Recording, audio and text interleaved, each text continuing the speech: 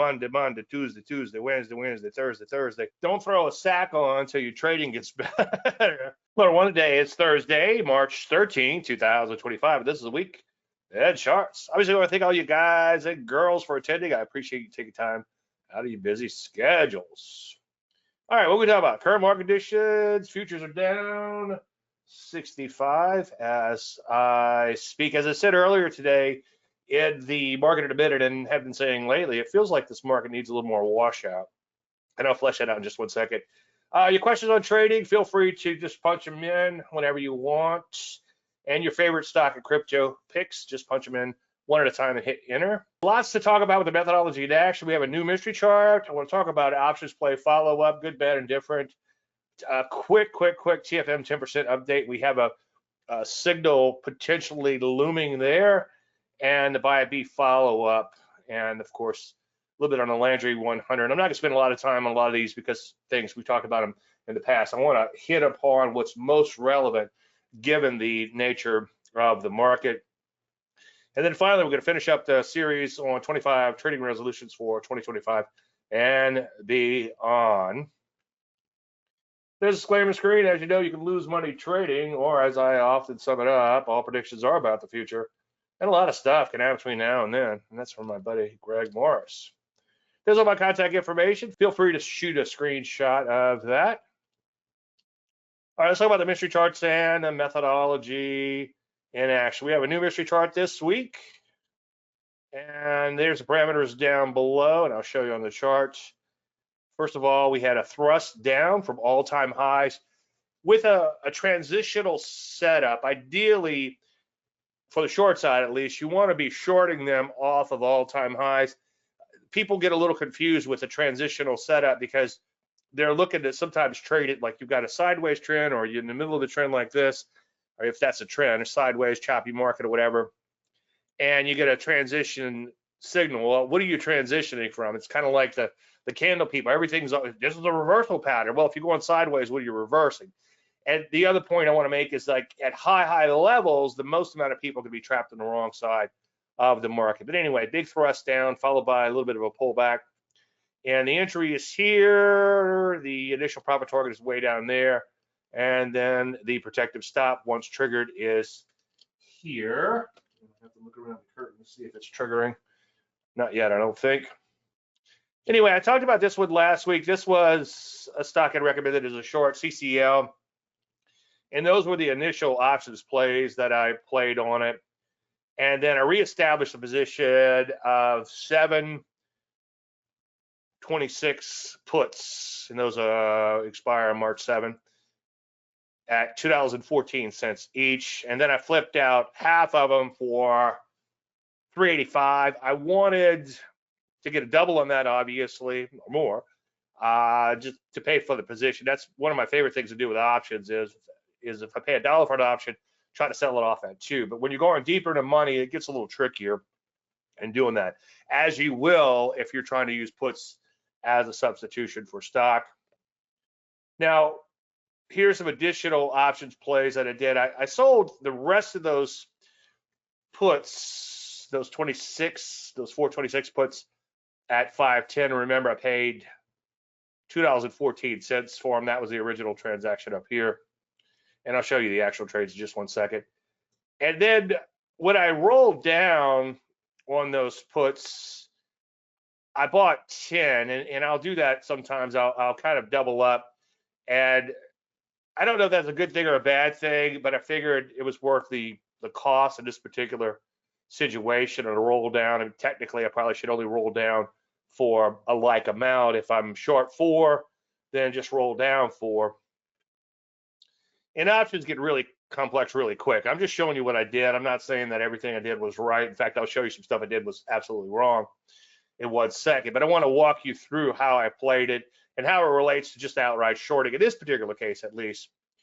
Now, again, as I just said a second ago, when I buy an option, ideally I want to flip out half of those at a double, and then that way I have a free ride on the remainder. So I flipped out half at 148. And then unfortunately, by the end of the day, these I think these options were expired. Yeah, they were expiring. So I only was able to get 87 cents on the remainder of those, but it's better than poking the eye, slight profit on those. Now, my ego did kick in, and this is kind of an admission of guilt here, and I like to admit guilt because maybe I won't make that same mistake again, knowing that I'm gonna have to admit it to you guys. But I ended up buying 60 March 1950 calls. I'm sorry, this was those should be puts in this particular case, and I'm going to show you where I did a call hedge. But anyway, I bought the puts, and that didn't actually work out. So that actually went to zero. I did buy some calls, and I'm going to walk you through that in just 1 second. And I'm willing to open this up for discussion. And what I was doing was I had a deep in the money options position, and instead of rolling down even further, which maybe that's what I should have done, I don't know, I decided to buy some calls to hedge against those options. And I figured that it's only a few cents, and if the market drops a few cents, then I make that up quickly in the underlying deep in the money put. However, if the market rallies a lot and I don't have some sort of hedge against it, then I lose a delta of 100 every time the market goes up a little bit. Anyway, now here's where I didn't do what I probably should have. The service says to be short 400 shares or 400 remaining shares in this particular case. And I just couldn't short. I was going to exercise the four of the options, and I just couldn't pull the trigger on that because the market was so oversold, and then now it's super duper oversold. Okay, and I went without a position, so that's kind of like a violation of my rules there. Now let me just show you what I did with these calls. Again, these options were deep in the money, and when I first thought about doing it, when the market was way down here, it would have made so much more sense. And maybe a roll down would make even more sense. And I'm open for comments on how I played this and how I should have played it. But my thinking was that, again, if I could buy some calls cheaply, they're going to work against those puts. Now, I seem to remember this position going up quite a bit.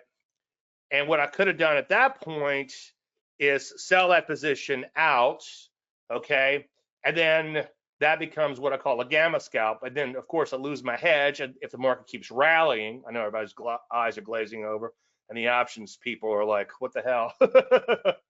But in hindsight, when I was deeper in the money, I should have thought a lot harder about protecting that open capital position, either by rolling down or, again, buying some calls. But I was a little late to the game in this. And then they did jump quite a bit, and I could have made a quick profit on them, and I didn't. So, but I made $30 overall in that trade, and then that's not even counting commissions. My thinking was, again, that if I could get for 10 cents, so I'm sorry, 7 cents, okay, or $7. For $7, I'm hedging a $100 move against me in the underlying, and then possibly, and I don't know how the Greeks work on this, but possibly slightly more as these options begin to rally. Maybe the implieds will go up or whatever.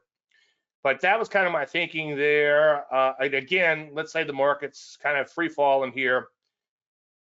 If you buy some slightly out of the money options cheaply, you get a hedge from wherever that level is back to your put position, right?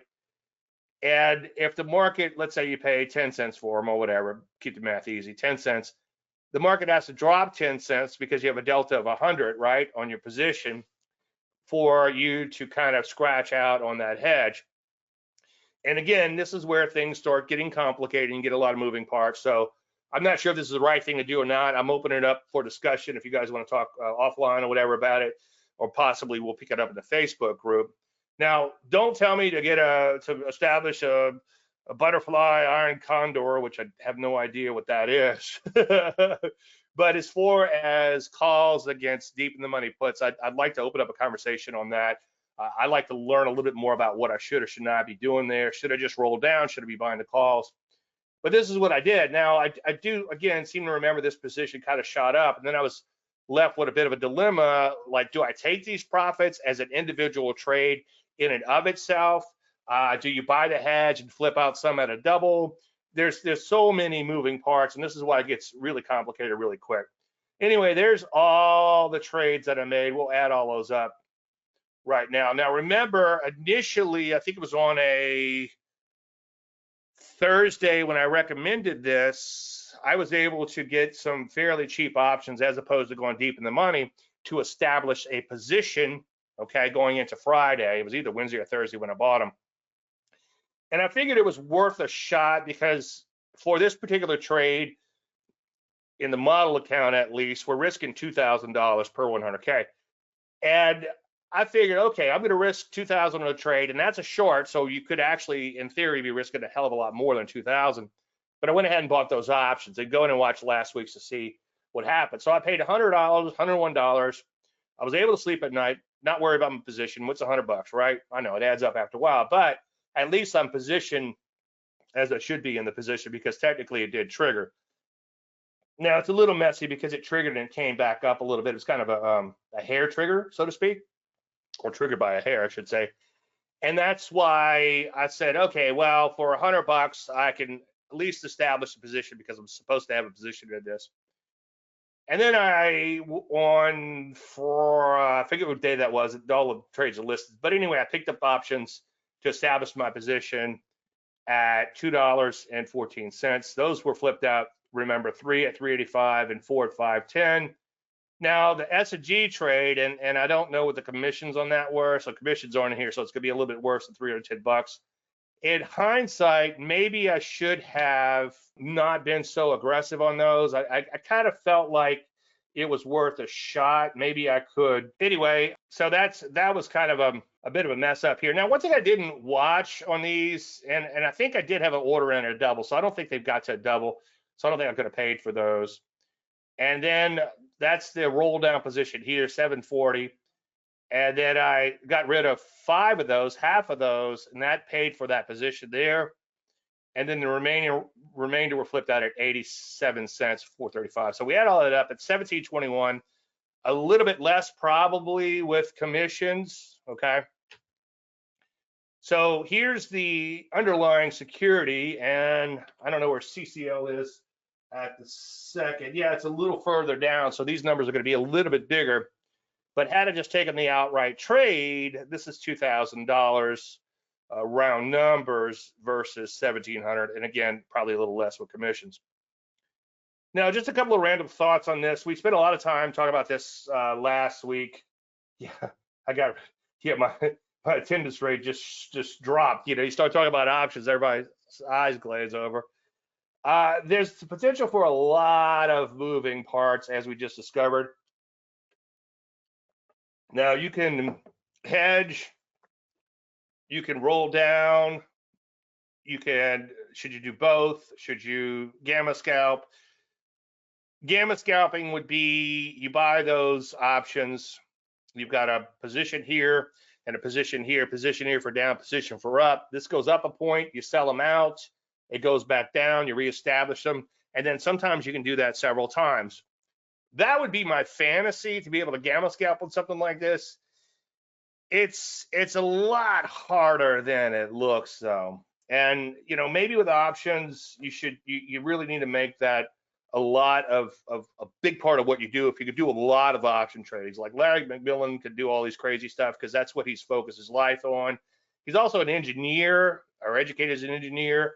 So all this math and gamma and delta and all these things make a lot of sense to him. I'm just trying to use puts as a substitution for stock. And the main thing I should be doing, if you go back and all the way back to, I think it was Dave Landry on Swing Trade, I talked about putting puts in. And by the way, you can get it at davelandry.com/free-book, and you should be able to get that for free, along with my other 2 books. I'll make it up in volume. Don't worry about that.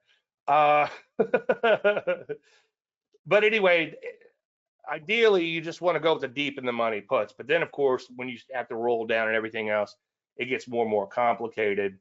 Now, my problem was I didn't want to reestablish a position at oversold, and the implieds jumped on the options, of course, because the market's tanking, the stock had been tanking, and it's like, okay, now it's going to cost me a lot of money to get in these options. Should I just have shorted? That kind of defeats the whole purpose of using the options as a substitution for stock.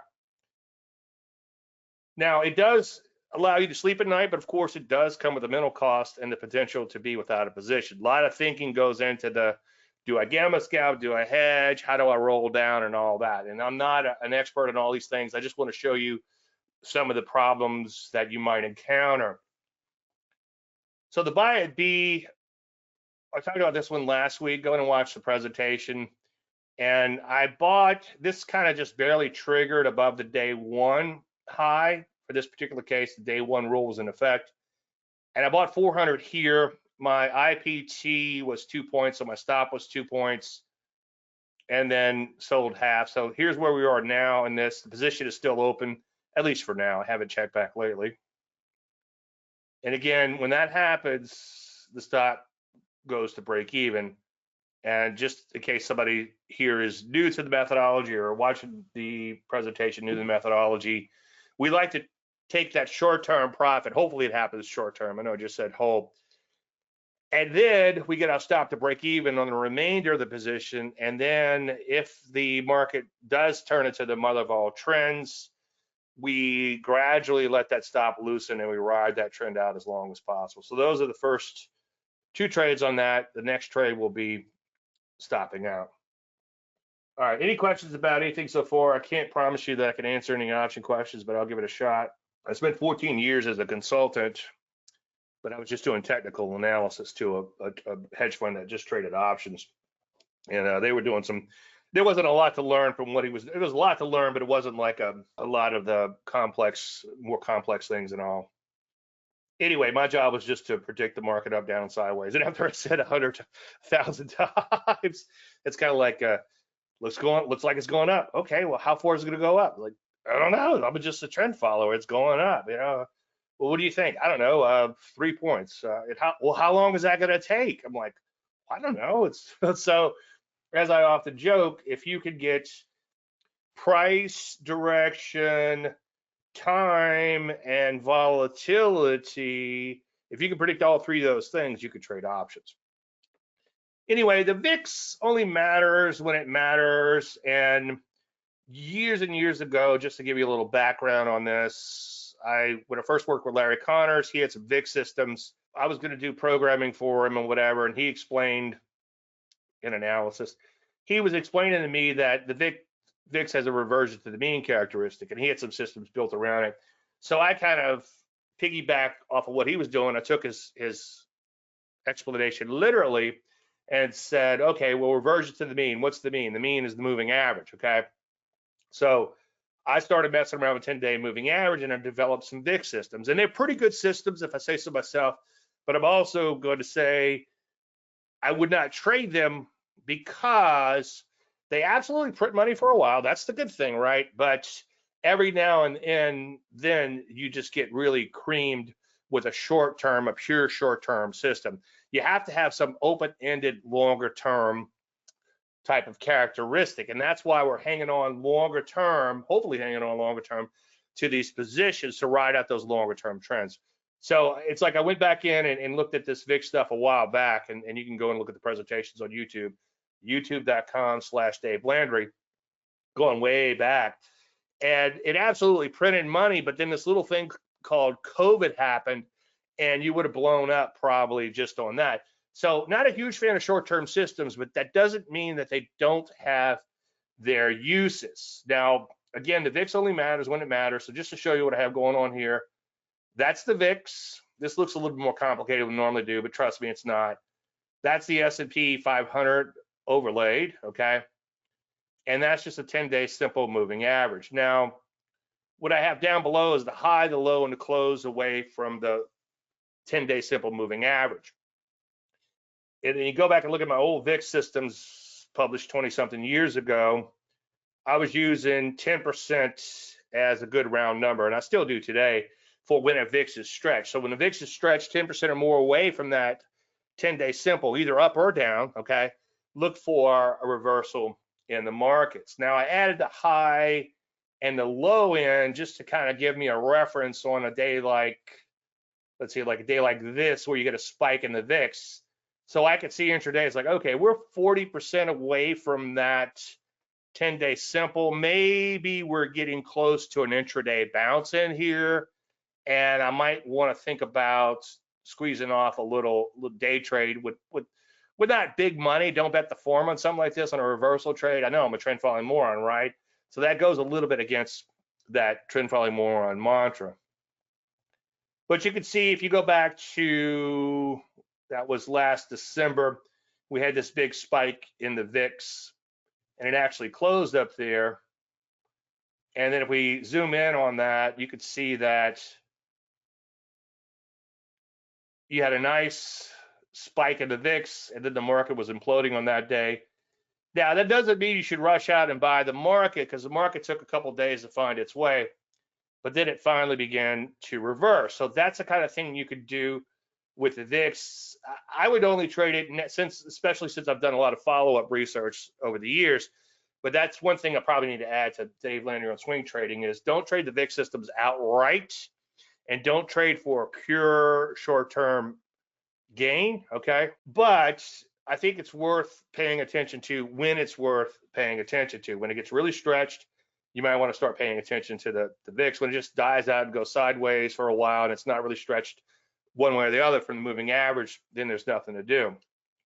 So you can see here back in August, we had that huge spike in the VIX. And according to this little indicator down here, and if you zoom this in a little bit, you can get this. These are the entire formulas. And I'm just looking at yesterday's moving average and yesterday's price as a reference because today's price is obviously a moving target. And then I pit today's price against that to let me know where I am within that average. So I don't factor today's price into the moving average, okay? So that's the close right there. You can see it's still closed like 100% away from the moving average. And then notice that the market did bottom out afterwards. Now, here's where we are now. Now, I'm sure it's probably spiked up a little bit. We'll take a look at the live VIX in just 1 second. But coming into today, and this is as of yesterday's close, that VIX was beginning to correct down to the moving average. And by the way, the reason I use the moving average is years and years ago, Larry Connors had a VIX system that was based on an absolute price level in the VIX. And then the volatility shifts over time. So I think 15 was his number. And that might become relevant once again. But he found out over the coming years, remember things change, right? That you needed more of a relative type of metric. And that's where I came up. And I don't remember what he used, maybe RSI or something, but that's where or some other oscillator, which would work fine. That's because it's reversion to the mean. So an oscillator will work as opposed to trend following. So I decided just take him at face value again and just use the mean, which would be the moving average. And you can see we did kind of implode. And I would imagine we're probably spiking back up at the moment. I can't see around my screen here. I'll just take a walk. No, it's not really spiking as much as I thought it would. Looks like it spiked a little bit, but not much. Okay, a couple of things on trading the VIX. It only matters when it matters. So it's kind of like the 50 and the 200-day simple moving average. If you look at my charts, first of all, mostly I use blank charts. And then when I do use a moving average, it's the 30 simple and then possibly the bow tie moving averages. But when the market gets a little iffy, I like to put that 50 simple in, that 200 simple in, simply because it's well watched. The VIX on a similar vein is when it's stretched away from the market, stretched away from the moving average, then you need to pay attention to it. Now, again, high or low is relative, okay? So we could adjust to a new VIX at 30, okay? It's probably not gonna happen, but it could happen, right? Just like Connors, 10 was about right for the VIX, and then 15 was kind of crazy. Well, those numbers, throw those numbers out the window in nowadays, right? Now, you don't want to be a hero. You want to actually wait for that reversion to occur. And I wouldn't take position trades based on this, but do use it as a tool to help you know when, hey, this market is super duper oversold. We're due for a bounce. Maybe I need to lighten up on some shorts, or if I'm looking to take profits and I'm just a hair below or a hair above, whatever, that initial profit target, maybe I should bail on some of that. Although major bottoms can start with a VIX spike, okay? So if you go back and look at those spikes in that chart, and again, I'll give you the formulas so you can go in and copy the formulas. If you look at those spikes, especially when you're measuring that the distance away from the moving average, you can go and look at those spikes, you're going to see that that's right around the time the market's bottomed out after a really big spill. Now, do use it as a gauge for overbought, oversold. So just rewind a little bit.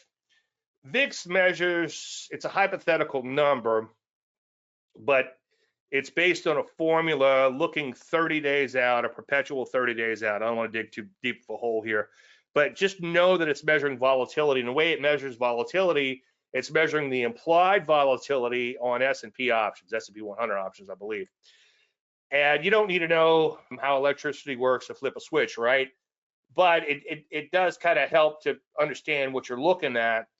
And the implied volatility is what the market is implying these options are worth, okay? And when you have a market that starts coming unglued, people just buy puts at any cost. And the price of calls also goes up. And that's one thing that people probably don't realize is the VIX is calls and puts, okay? Hypothetical calls and puts at the money 30 days out. And it's a perpetual, again, 30 days out. When the options get really low in price based on the implied volatility, okay, then that suggests that the market has become complacent. So you got complacency and then panic, okay? When it gets really complacent, get ready for the market to likely tank unless everything kind of corrects a little bit.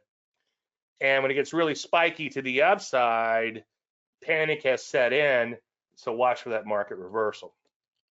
All right, that's it for the VIX. I might, if it gets stretched again, really stretch at some point, I might look to do like some intraday stuff. But boy, I tell you, it's been really tough with this market. Is again, it feels like it needs a washout. It's been really tough to try to go in and take those little intraday trades on a bounce on this stuff, which I probably should be doing anyway.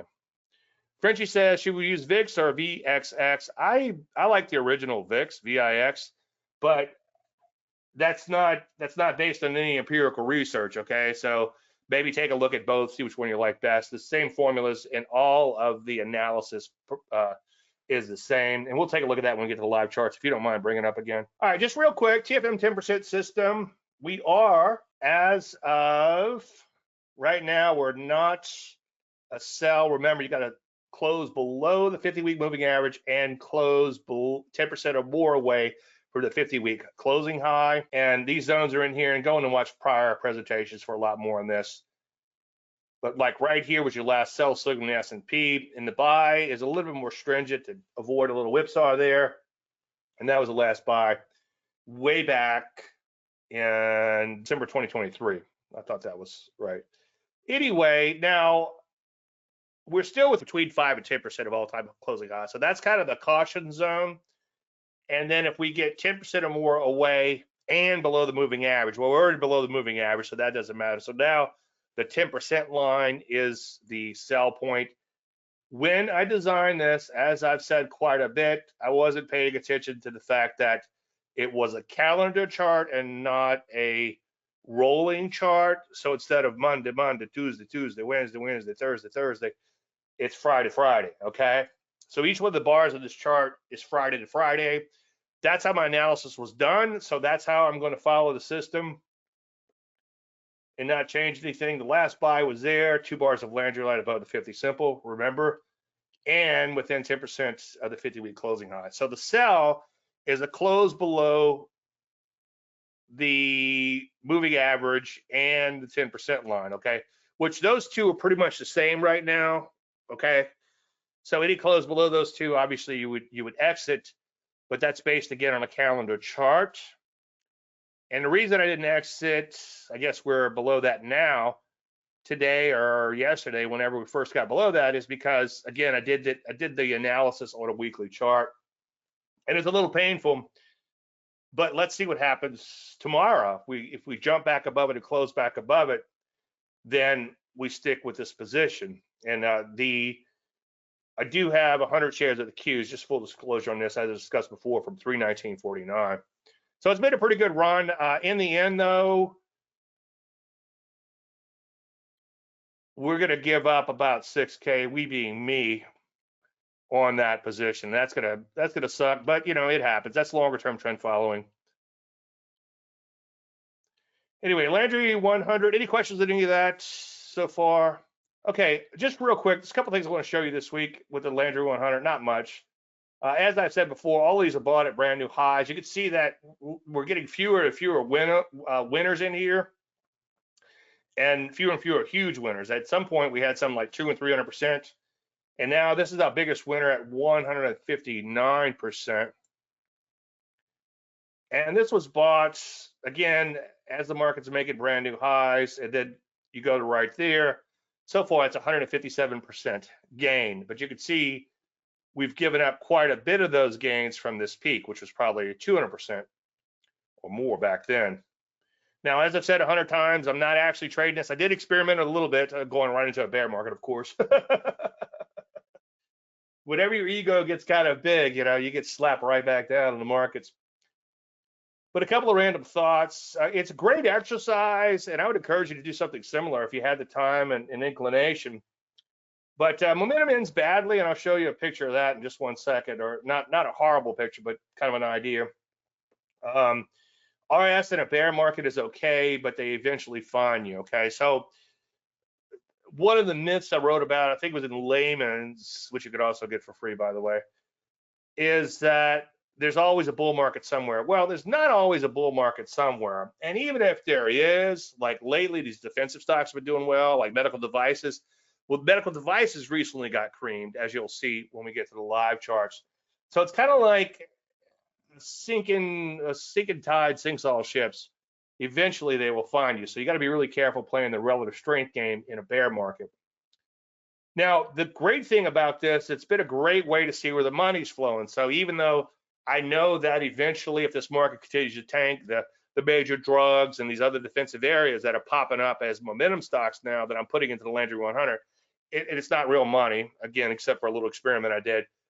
But I know that they'll probably get whacked. It's a great way to see the money flows. Like, okay, I think by doing that Landry 100, I'm like, oh, wow, I'm getting a lot of drugs in here, major drugs. I'm getting a lot of lower HV stocks to boot, a lot of the thicker major drugs. So this foods. So this suggests that we're getting closer and closer to kind of a bearish type of market where people are looking for those defensive stocks. So it's a wonderful way to see where the money's flowing. And this is just an example of like the defensive stocks. I don't have any good examples of momentum ending badly, but if you go back and look at that, what stock was that? KC, you gave up a lot of those gains, okay? But here's one that was doing fantastic, and then now it's beginning to tank. And so this was one that was up fairly nicely, maybe 10, 15%, and now it's at a negative, and that's ABT, so that's a major drug, Abbott Labs. All right, any questions on any of that? Okay. All right, obviously lately I've been doing a series on 25 trading resolutions. It's taken me, what, 3 months to do this? For 2024-5, and then I put and beyond. These are things that you should do for the rest of your trading career, I believe. And I wanted 25 to be something that could be standalone, something that you could do that would make a huge impact on your trading. And that's why I didn't want to just kind of gloss over it last week. Number 25, I will commit to commitment devices. All right, I guess the first question is, what is a commitment device? Now, I did some poking around, and of course, what's his name? James Clear came up, and a lot of the stuff you're going to see here, I borrowed from an article from him, which was on Acrasia, which came from Atomic Habits. I need to find my copy of that. I haven't read much lately, admittedly. There's a lot going on over here, trust me. But That is one book that that's one of those books where you kind of hate it because it's kind of like, if you did what he said you should do, you would probably be just fine. But it's like doing it is a lot easier, a lot harder than it seems. Easier said than done is what I'm trying to say.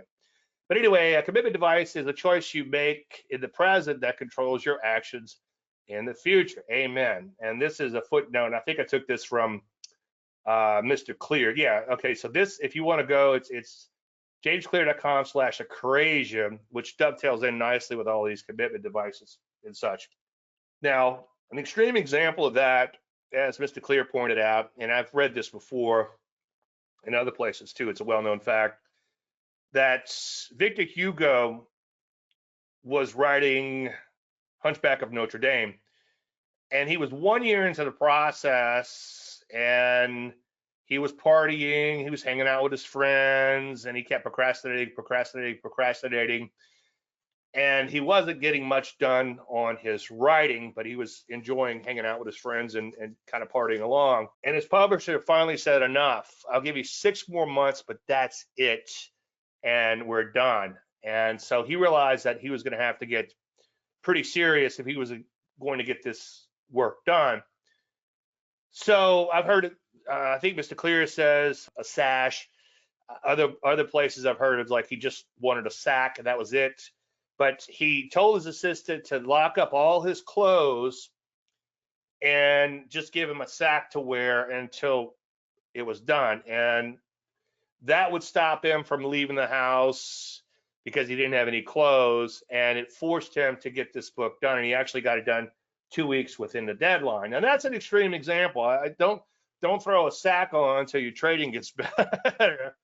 But that kind of gives you an extreme example of what a commitment device could be. Now, don't worry, they don't have to be that big. In fact, smaller is better. As I've told 1,000 times, and even in the series I already said this, if you want to make a big change in your life, make a small change. And as I've said before, we have these friends, we absolutely love them. They're a lot of fun. They're a blast to hang around, unless they're dieting, which they go on a binge diet about 3 times a year. And he could use a few pounds. She looks fine to me, as I've said before. As you get a little older, your gauge on what's what's heavy is changes. But I think she looks absolutely fine. But they go on these extreme diets, and they end up, for the most part, worse off than when they started. And that all goes back to neurology. Okay, you can't just rip it off like a band-aid and do these things in your brain, because your brain is going to resist them. If you go on a hard diet, you might do good for a week, but you're liable to just come off the rails really, really quickly.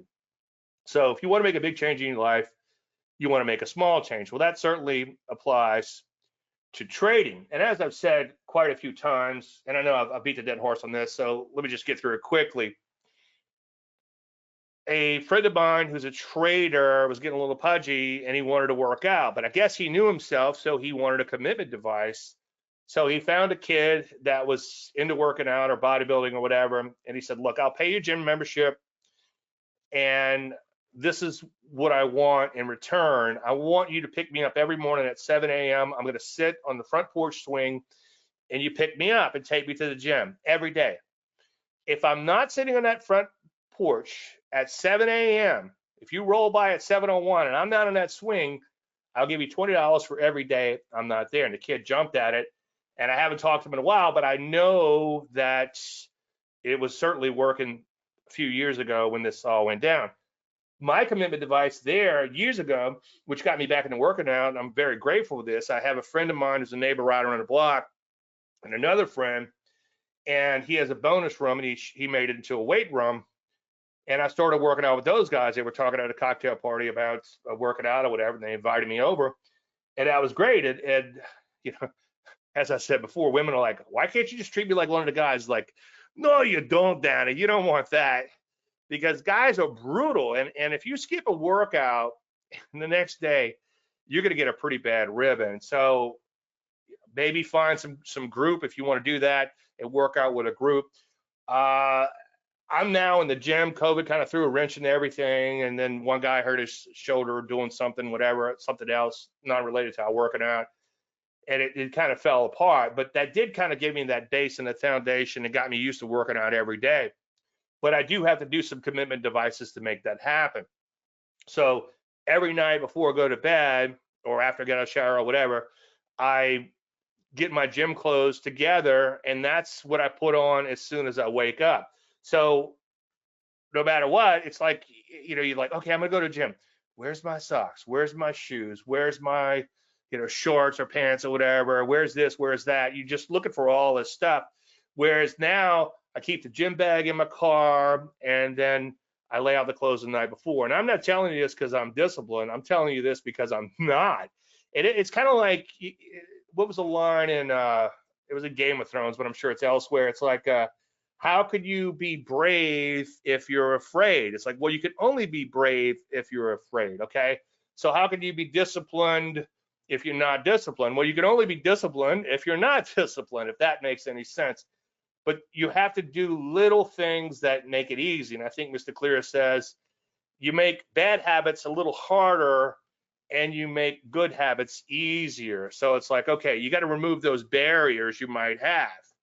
So like if I wouldn't lay out my clothes the night before, I'd be looking for clothes the next day. It's like, I don't really feel like going. It gives you that mental pause to possibly reconsider. So little things can really make a big deal. Now, let's say you still can't exercise. Robert Morrow gave a great example doing a speech a few years back.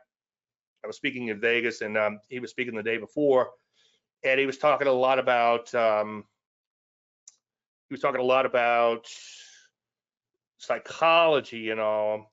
And he's got he has two books. One is called Mastering Fear, and the other was called The Kaizen Way. They're both good. The Kaizen Way is a little bit better.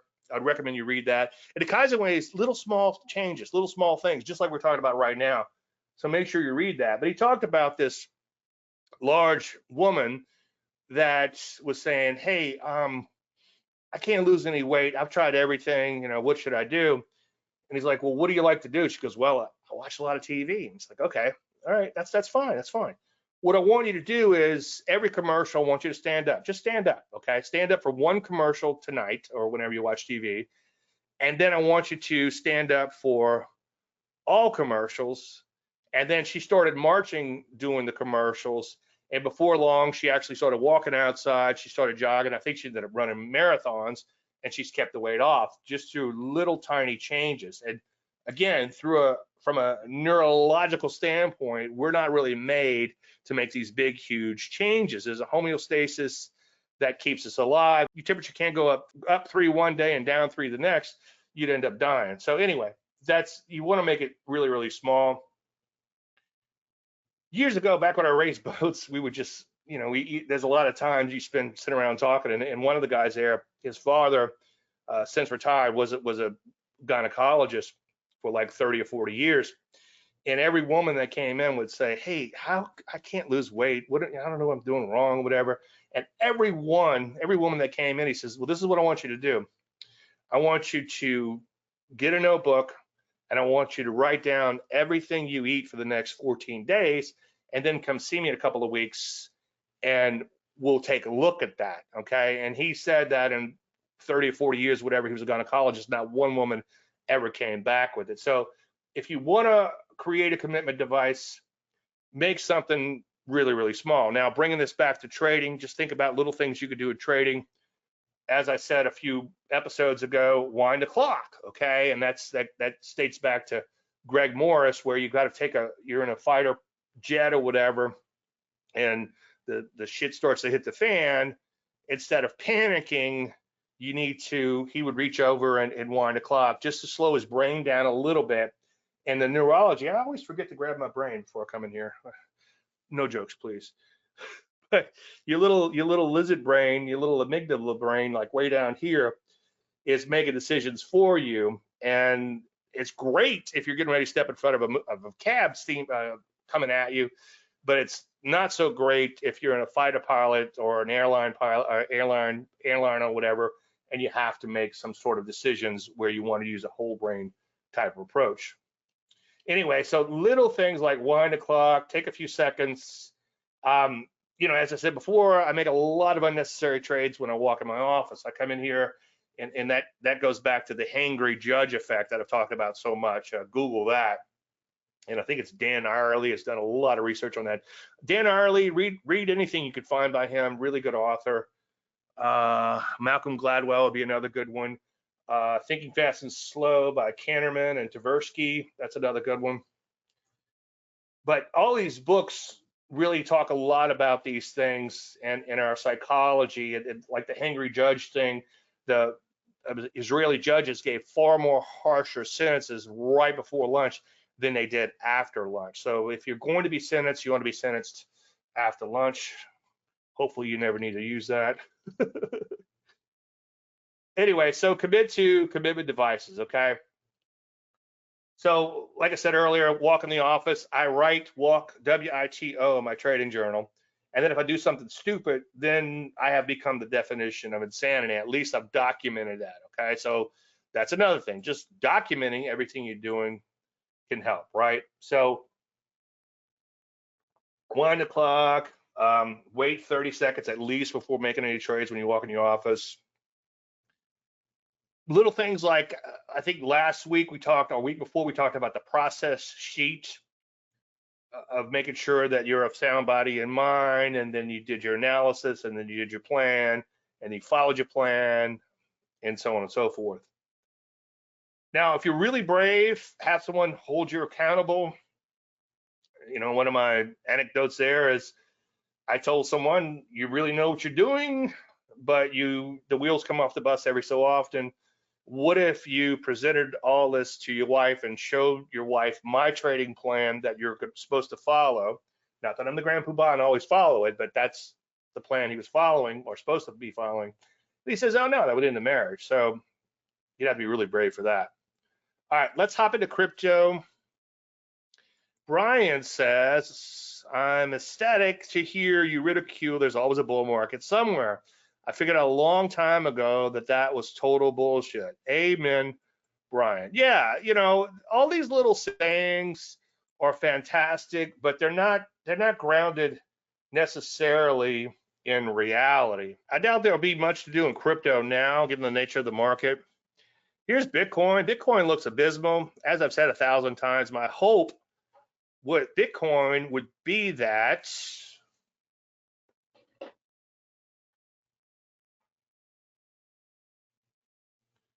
sorry about that, I had a dog monitor on. My hope with Bitcoin would be that it would be a place to park your cash and it would trade independently of the stock market. Unfortunately, there's a high correlation there. You could actually do a correlation chart to help show that relationship, but it seems like that they're highly correlated with stocks, at least for now. But what's Bitcoin doing? It's going down. What's stocks doing? It's going down. Okay. So that's ugly. Ethereum is even uglier. And as I preach, if you don't walk away with anything from all these webinars, just walk away with this. Never buy a market, for the most part, as a general statement, as long as it's trading below the 30 EMA. And look at Ethereum has imploded in most of that ride. In fact, all of that ride, it's been below the 30 EMA. Now, if we sort by percent change, I doubt seriously there'll be anything that's worth going after. But now the good news is crypto has a bull bear market phase of about 6 weeks. So maybe in 6 weeks from now, we'll be looking at a bull market again in crypto. But you can see nearly all these markets, even these stronger pairs, are well below their 30 EMA. So I would avoid crypto for now. Now, one thing I need to do, I'm just thinking out loud, is I do need to continue to do my crypto analysis, even though the market is crappy like this. And it only took, I mean, that's pretty much all I would have to do. Just do that a couple of times a day to make sure it's nothing's waking up. All right, any crypto pairs? All right, let's shift gears and get into stocks. And let's see, how's my YouTube brethren doing? You guys have any questions over there? We'll keep going.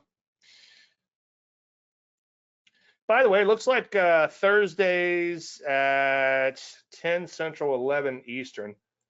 We're going to start doing that. I might move it out a little bit. The only problem, like I said last week, is the Parkinson's effect. When the more work will expand to fit whatever time's allowed. So, all right. So let's take a look at, see, the CCL is kind of dropping in here. VXX, we talked about VXX. Okay, that's VXX. Yeah, they look kind of they look kind of the same. I wouldn't, maybe do a little research to see what the difference is and go one over the other. I just like the original one, but I am kind of old school like that, and I will kind of stick with things like that. All right. S&P 500, like I said, it just doesn't feel like we washed out enough in here. But I don't know, down another 1.25, 70 points. Look how ugly that is. Well below that 200 simple moving average. So we'll probably get a sell signal, and I'll go ahead and see if I can set it up over here. I don't know why this isn't working. I can't do it easily. We'll probably get a sell signal soon in this, unless we see a nice bounce tomorrow. And certainly the Qs are well below that level, that 10% level. Let me just punch those up. I doubt you have, well, you might have some shorts. If you have any individual stocks you want me to take a look at, go ahead and punch them in now. Here's the Qs. You can see down 1 3/4% today. That's ugly. Look at that. So that's pretty ugly. And then the persistency in this slide has been really, really ugly, and we haven't had any meaningful corrections in this. Let's take a look at that VIX research. Let's see if this will do it.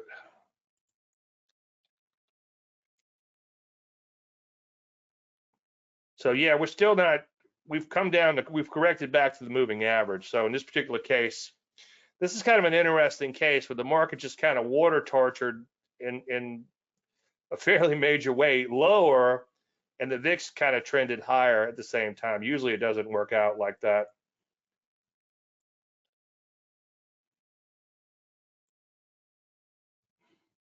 All right. Again, NASDAQ looking ugly in here. Rusty, just the ugliest of them all. We're all the way down to these levels that we haven't seen in quite some time. It should, or you would hope, it would find a little support down here, but so far it doesn't look like it. So believe in what you see and don't hang your hat on support.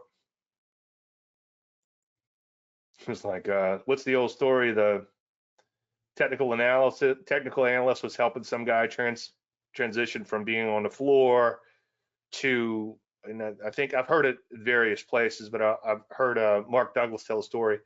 He was transitioning from the floor to on what do you call it, off the floor, I guess, trader. And this guy was teaching him technical analysis. It was saying things like, okay, well, here's a support level. It's going to stop. It should stop at this level. And the guy's like, it'll stop that level? He's like, really? So he calls the broker on the floor and says, what would it take to push this market lower? And the guy's like, 5,000 bushels. So the guy says, at the market, or 50,000 bushels, or something like crazy like that. And then it blew right through that support level. And he looks over at the guy and says, you were saying, so a couple of things there. All it takes is one a-hole to screw up a perfectly good trade. That's Mark Douglas. I'm not being vulgar. And anything can happen, okay? A lot of these areas, I know I've said this ad nauseum, but I just want to point it out for future reference, have taken off and unfortunately have come all the way back in. Like I said in the Market Imminent this morning, a lot of them have not only taken off, they've come all the way back in and then some. So you can see there's Internet down below the 200 simple moving average. Lots and lots of bow ties here. Pay attention to your bow tie proper order, okay, especially now. But a lot of areas looking fairly ugly. This is what I wanted to show you. So here's the relative strength game, okay? Relative strength in a bull market is not, a bear market is not a great idea. Let me rewind that for the tape. Relative strength in a bear market, as a general statement, is not a good idea, okay? Maybe in a commodity related area like gold, which we'll take a look at. But in general, it's kind of like, okay, well, market's iffy, but this area is pretty strong. Well, sometimes the bigger they are, the harder they fall, and they get caught up to. Like major drugs, let's see what they're doing. Well, they're okay. They're not coming unglued today, but you can see they have come all the way back in after trying to bottom out. There's a little glimmer of hope here and there. I'm glad to see gold catch a bid because you hate to see the baby thrown out with bathwater when the market begins to tank like this. So I will make an exception. We might go after some gold stocks, okay? So that's gold, the commodity, the gold stocks are waking up today. So that's looking kind of interesting in here. I think we have a few golds in the Landry 100. Broker dealer, you know, the list goes on. And as I often say, a double top, it does one or two things, okay? Of course, it can make a perfect textbook double top, but usually it overshoots, and that makes everybody think it's all clear. Oh, it's not a double top, it's the all clear. Then the market implodes, or it undershoots. It's kind of like a retrace, and then it stalls short of that prior high and then rolls over. And you'll probably see several examples of both. But this is one where it overshot and came right back in. I think cybersecurity, not really a great example of that, but medical devices, nope, that's not a good example. Anyway, you get the idea. I think it was broker dealer. Yeah, broker dealer, you could see kind of that offset double top. Software looking pretty ugly, breaking down in earnest below that 200 simple moving average. Again, pay attention to your bow ties. That could be your best friend. That in the 30 EMA, of course. Transports have been looking ugly, beginning to break down in earnest, led lower by jets. So jets look abysmal. As I've jokingly said before, one day I'm going to create a trading system for airlines, and basically you just short them when they go up. And that seems to work fairly well. Although I guess you might have gotten creamed back here when they looked high. But they just don't seem to trend longer term. They seem to be abysmal. See, look, when they're high, short them. When they're high, short them. I'm kind of half kidding on that, but there is something there. Banks looking abysmal. I mean, there's no need to go through all these, but I will. Or I'll go through some of them. You can see pulling back a little as of late, down a little today, but that's looking ugly. It doesn't take a rocket surgeon to see all these things. You can see mags break it down a little bit in here. Somebody's going to correct me. I'm like, that was a joke.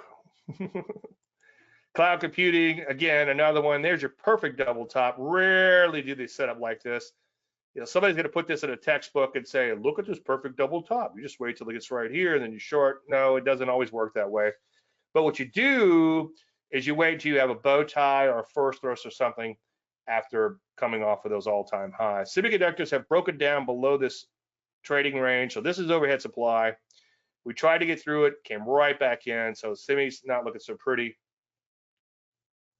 Just one or two more in here. Financials, none of those kind of double top areas, overshot a little bit before it came back in. All right, I think that's enough. Is gold going above